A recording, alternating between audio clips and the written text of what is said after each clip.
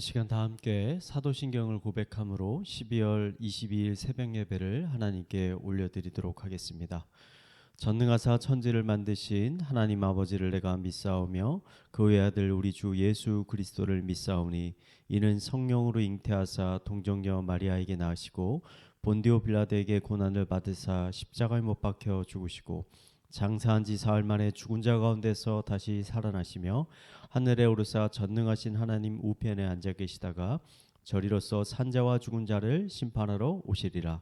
성령을 믿사오며 거룩한 공예와 성도가 서로 교통하는 것과 죄를 사하여 주시는 것과 몸이 다시 사는 것과 영원히 사는 것을 믿사옵나이다. 아멘. 이 아침에 우리가 함께 나눌 말씀은 빌레몬서 1장 17절에서 25절까지 말씀입니다. 우리 함께 읽도록 하겠습니다. 그러므로 내가 나를 동역자로 알진대 그를 영접하기를 내게 하듯하고 그가 만일 내게 불의를 하였거나 내게 빚진 것이 있으면 그것을 내 앞으로 계산하라. 나 바울이 친필로 쓰노니 내가 갚으려니와 내가 이외에 내 자신이 내게 빚진 것은 내가 말하지 아니하노라.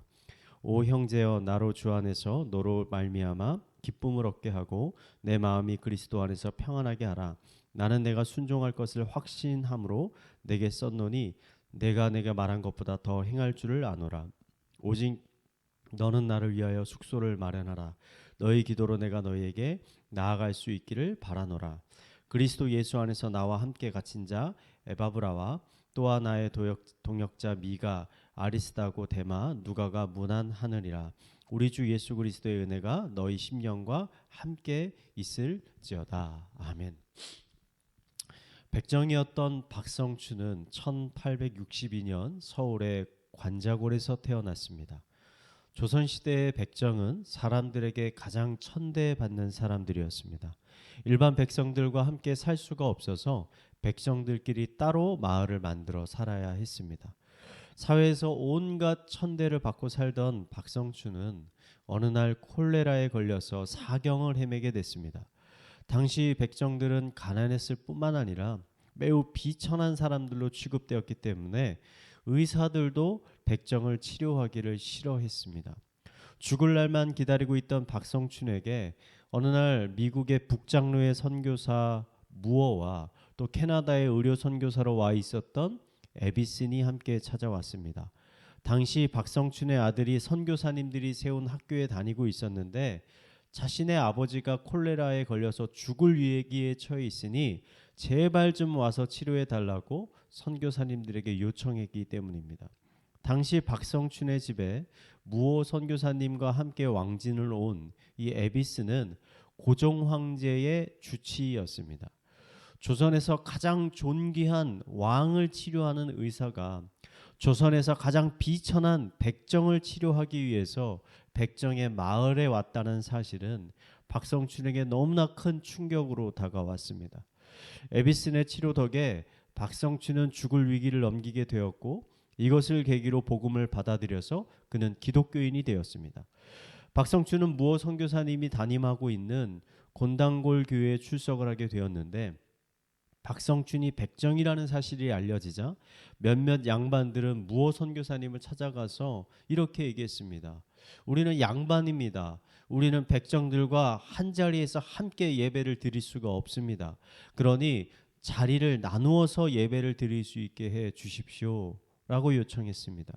하지만 무어 선교사님은 아닙니다.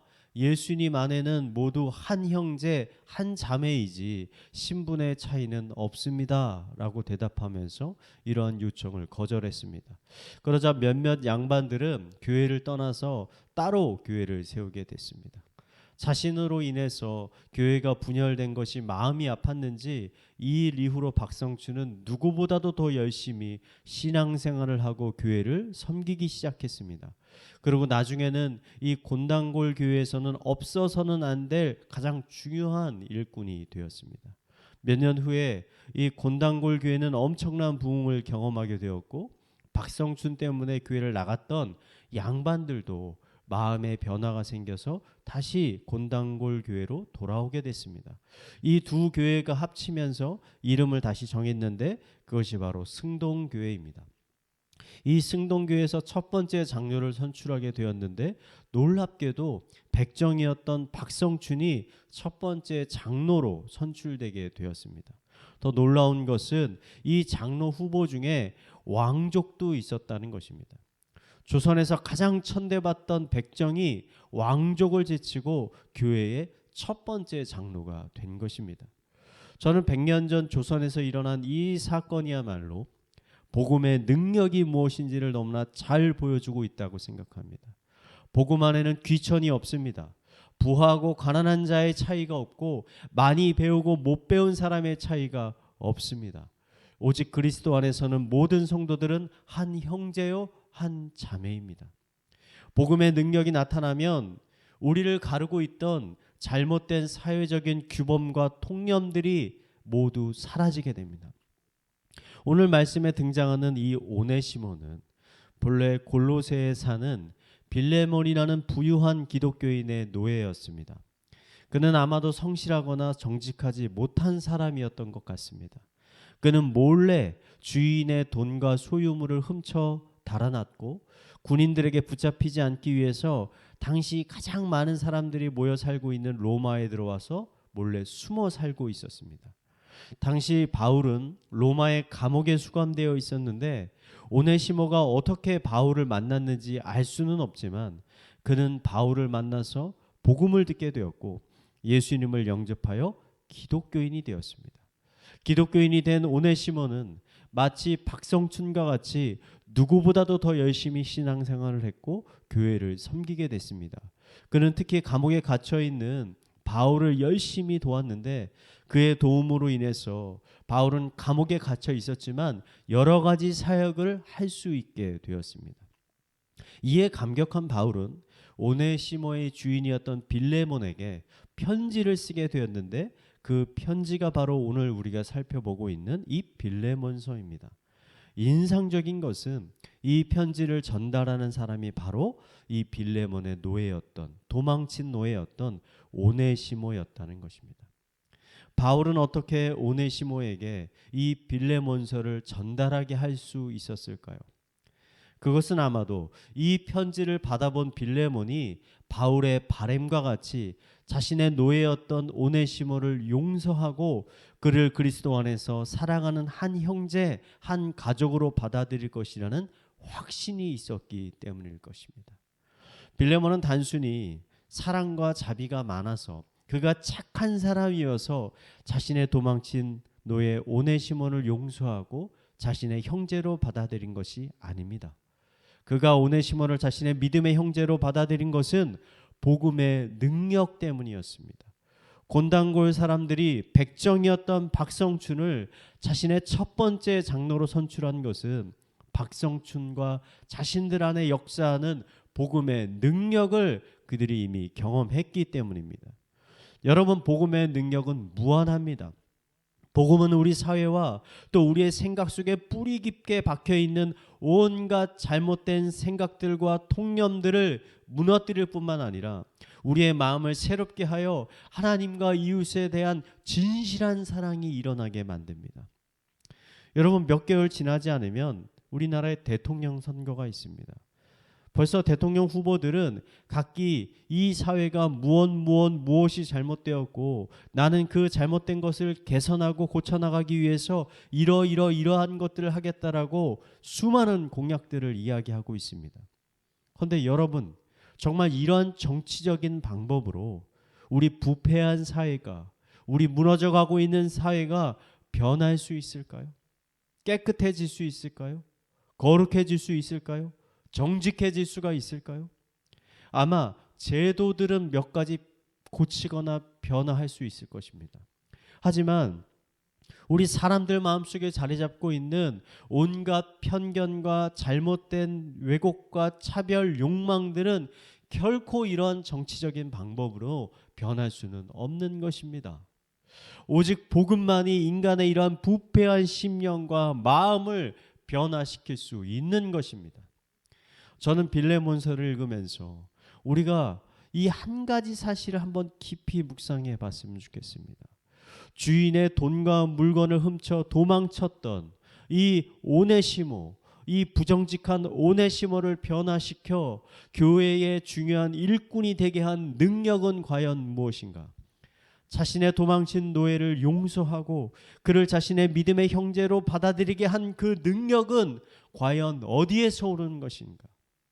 이 모든 것은 바로 복음의 능력입니다. 복음은 우리를 자유케 합니다. 복음은 우리 안에 이웃을 사랑하고 용서할 수 있는 힘을 만들어 줍니다. 저는 이 아침에 우리가 이 복음의 능력을 깊이 한번 묵상하는 시간을 가졌으면 좋겠습니다. 그리고 그 복음의 능력을 경험하여 오늘 하루도 그 복음이 주는 자유함과 기쁨을 풍성히 경험하게 되는 시간이 되기를 이 시간 마지막으로 여러분들께 축원을 드리겠습니다. 우리 말씀을 묵상하며 함께 기도하도록 하겠습니다. 하나님, 오늘 복음만이 우리를 새롭게 하고 오직 복음만이 우리에게 참된 자유와 믿음을 주는 것을 믿습니다. 매일매일 나의 생각과 나의 능력으로 살아가는 것이 아니라 복음이 주는 능력으로 살아가게 하여 주시옵소서. 나의 잘못된 편견과 아집과 왜곡된 욕망들을 무너뜨리시고 우리의 마음 가운데 사랑과 자비와 거룩하고 정결한 마음이 흘러넘치게 하여 주시옵소서. 이 시간 우리 함께 기도하도록 하겠습니다. 기도하시겠습니다. 하나님 아버지, 이 아침에 예수 그리스도의 복음의 능력을 의지하며 나아갑니다. 우리 안엔 선한 것이 없습니다. 우리 안엔 능력이 없습니다. 우리 안엔 이웃을 용서하고 용납하고 그들을 받아들이고 그들을 사랑할 수 있는 능력이 없음을 고백합니다. 이 모든 것이 오직 복음의 능력으로 인함을 이 시간 고백하며 나아갑니다. 예수 그리스도의 복음이 우리의 심령 가운데 깊이 심겨질 수 있도록 하여 주시옵소서. 그리하여 우리의 심령 가운데 예수 그리스도의 거룩한 성품과 예수 그리스도의 사랑과 자비와 공의의 마음들이 흘러넘칠 수 있도록 인도하여 주시옵소서. 어둠이 물러가게 하여 주시고 잘못된 생각과 왜곡된 모든 것들이 바로잡아질 수 있도록 인도하여 주시옵소서. 하나님의 능력의 말씀, 하나님의 거룩한 말씀 앞에 우리의 모든 생각과 마음이 순종하여져서 하나님만이 진리요 하나님만이 우리 세상의 온전한 재판자이시여 심판자이시여 주관자이시여 통치자이심을 고백하며 나아갈 수 있도록 인도하여 주시옵소서. 우리 이어서 교회를 위해서 함께 기도하겠습니다. 얼마 안 있으면 성탄절이 됩니다. 이번 성탄절에는 우리 민호기 목사님을 초청하여 찬양 예배를 드리려고 합니다. 찬양 예배 가운데 큰 은혜를 부어 주시옵소서. 예배를 준비하고 계시는 민호기 목사님에게 성령의 충만함을 부어 주셔서 찬양을 준비하는 가운데 기쁨과 열정이 넘치게 하여 주시옵소서. 또한 찬양 예배를 통해 예수 그리스도의 복음의 능력이 풍성히 선포되어질 수 있게 하여 주시옵소서. 우리 성탄절 예배를 위해서 함께 기도하도록 하겠습니다. 기도하시겠습니다. 하나님 아버지, 곧 있으면 성탄절입니다. 성탄절 가운데 우리 땅에 오신 예수 그리스도의 복음을 우리가 더 깊이 묵상할 수 있게 하여 주시옵소서. 우리의 입술을 열어 하나님의 그 은혜와 하나님의 그 능력, 그 자비하심을 찬양하고 높일 수 있도록 인도하여 주시옵소서. 특별히 우리 민호기 목사님이 이번에 오십니다. 아버지, 찬양을 준비하는 가운데 더욱더 성령의 충만함을 허락하여 주시옵소서. 성령의 충만함으로 인하여 하나님이 기뻐 찬양하는 사역 될 수 있도록 인도하여 주시옵소서. 특별히 그 찬양에 우리가 함께 모여 찬양하는 가운데 우리의 입술을 열 하늘 높이는 가운데 아버지, 우리들의 심령 가운데 하나님의 거룩한 성령들을 더 충만하게 부어 주셔서 아버지, 그 성령님을 통해 복음의 크기와 너비와 깊이가 얼마나 큰 것인지를 깨닫는 귀한 시간 될 수 있도록 인도하여 주시옵소서. 우리 이어서 자신의 가정과 사회와 개인의 기도 제목을 가지고 함께 기도하도록 하겠습니다. 기도하시겠습니다.